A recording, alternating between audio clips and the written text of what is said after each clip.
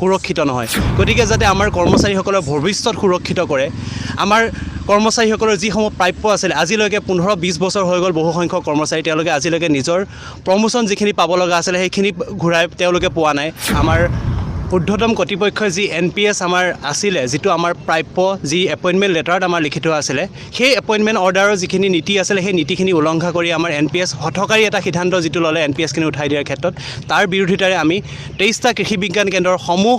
কৰ্মচাৰী আহি আজি আমি ইয়াত এই প্ৰতিবাদ কৰিবলৈ বাধ্য হৈছোঁ যাতে আমাৰ যিসমূহ নিজৰ প্ৰাপ্য আছিলে যিটো ভৱিষ্যত সুৰক্ষাৰ ক্ষেত্ৰত অকল যি NPSে আমাৰ এটা ভৱিষ্যতৰ ক্ষেত্ৰত কাৰ্যপন্থা আমাৰ বা কাৰ্যনিৰ্বাহক হিচাপে আমাৰ ল'ব পাৰে গতিকে সেই NPS যাতে আমাক ঘূৰাই দিয়ে লগতে আমাৰ বিভিন্ন সমস্যা আছে আমাৰ বকেয়া ধনৰাশিৰ কাৰণে আমি সদায় কষ্ট কৰিব লগা হয় ইউনিভাৰ্চিটিৰ ওচৰত আহি পেলাই অথৰিটিৰ ওচৰত আহি পেলাই সদায় আমি দাবী তুলিব লগা হয় এই সমূহ সমস্যা যাতে আমাৰ অনতিপলমে আমাৰ সমাধান কৰি দিয়ে আৰু কৃষি বিজ্ঞান কেন্দ্ৰসমূহত যাতে এটা সুস্থিৰ পৰিৱেশ এটা গঢ়ি তোলে কাম কৰিবৰ কাৰণে যাতে এটা পৰিৱেশ আমাক সৃষ্টি কৰি দিয়ে গতিকে সেই বিনম্ৰ অনুৰোধ ৰাখি পেলাই আমি অসম কৃষি বিশ্ববিদ্যালয়ৰ ঊৰ্ধ্বতম কৰ্তৃপক্ষৰ ওচৰত আমি আহি পেলাই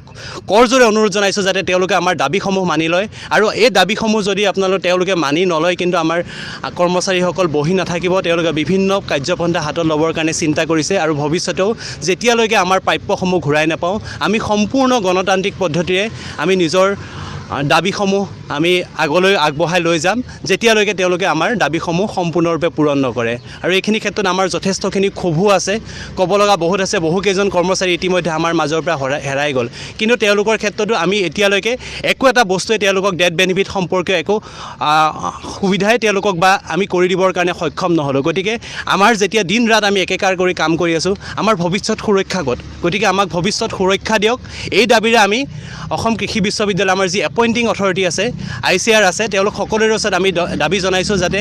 আমাৰ সমস্যাবোৰ সমাধান কৰি আমাৰ কৃষকসকলৰ কাৰণে অসমৰ কৃষি ক্ষেত্ৰৰ উন্নয়নৰ কাৰণে ভাৰতবৰ্ষৰ কৃষি ক্ষেত্ৰৰ উন্নয়নৰ কাৰণে যাতে আমাক কাম কৰিবৰ বাবে সুবিধা কৰি দিয়ে এইখিনি দাবীৰে আমি আজি এই প্ৰতিবাদস্থলীত আমি একত্ৰিত হৈছোঁ